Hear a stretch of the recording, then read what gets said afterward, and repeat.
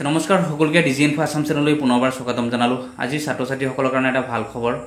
ইতিমধ্যে মুখ্যমন্ত্ৰী হিমন্ত বিশ্ব শৰ্মা ডাঙৰীয়াৰ ছাত্ৰ-ছাত্ৰীসকলৰ কাৰণে এটা স্কিম আনি দিছে, যি স্কিমৰ দ্বাৰা ছাত্ৰ-ছাত্ৰীসকলে যদি উচ্চ শিক্ষা ল'ব বিচাৰি আছে তেতিয়াহ'লে তেওঁলোকক মাহিলী 2500 টকাকে প্ৰদান কৰিব। গতিকে আপোনালোকে এই 2500 টকা কেনেদৰে লাভ কৰিব, কোনসকল ছাত্ৰ-ছাত্ৰীসকলে এই 2500 টকাটো লাভ কৰিব পাৰিব, কেনেদৰে আবেদন কৰিব লাগিব, কি ডকুমেণ্টছৰ প্ৰয়োজন হ'ব, সম্পূৰ্ণ ডিটেইলছ আজি আপোনালোকক জনাম। গতিকে সকলো এটা ৰিকুৱেষ্ট থাকিল, যদি আপোনালোকে এই সম্পূৰ্ণকৈ জানিব বিচাৰে তেতিয়াহ'লে ভিডিঅ'টো সম্পূৰ্ণকৈ চাব। তাৰ লগতে যদি আপোনালোকে চেনেলটো নতুনকৈ চাই আছে চেনেলটো ছাবস্ক্ৰাইব কৰি ভিডিঅ'টো লাইক আৰু শ্বেয়াৰ কৰি দিব।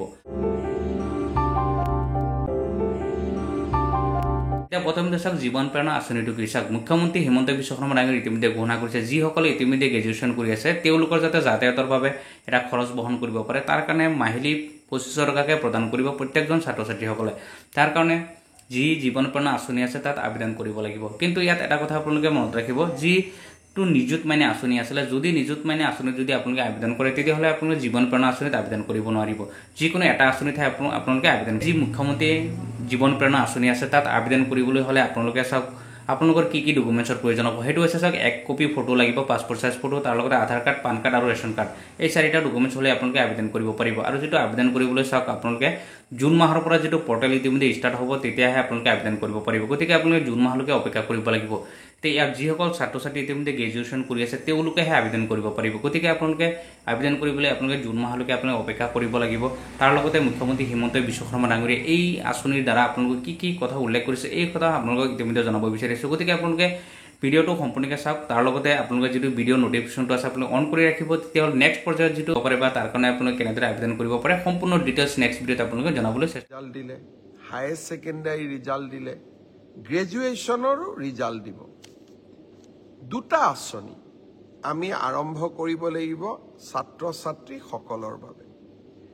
গ্ৰেজুৱেশ্যন এইবাৰ 2024 আৰু 25 চনত যিসকল ছাত্ৰ-ছাত্ৰীয়ে গ্ৰেজুৱেশ্যন পাছ কৰিলে তেওঁলোকক এইবাৰ আমি জীৱন প্ৰেৰণা আঁচনি আগবঢ়াম।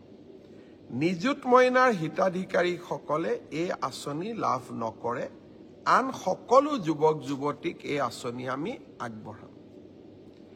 1 জুনৰ পৰা এই জীৱন প্ৰেৰণা আঁচনিৰ আবেদনৰ পৰ্টেলটো আমি মুকলি কৰি দিব খুজিছোঁ।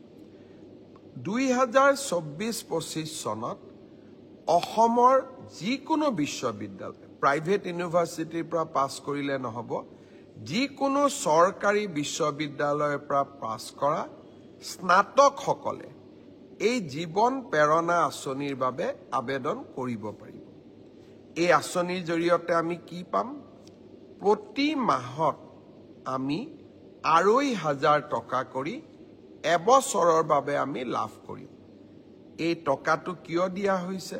যাতে আপোনালোকে ইণ্টাৰভিউত এপিয়াৰ কৰিব পাৰে, ইণ্টাৰভিউৰ বাবে নিজক প্ৰস্তুত কৰিব পাৰে, আৰু দেউতা মাৰ পৰা যাতে আমি অন্ততঃ এটা বছৰলৈ টকা পইচা বিচাৰিব নালাগে।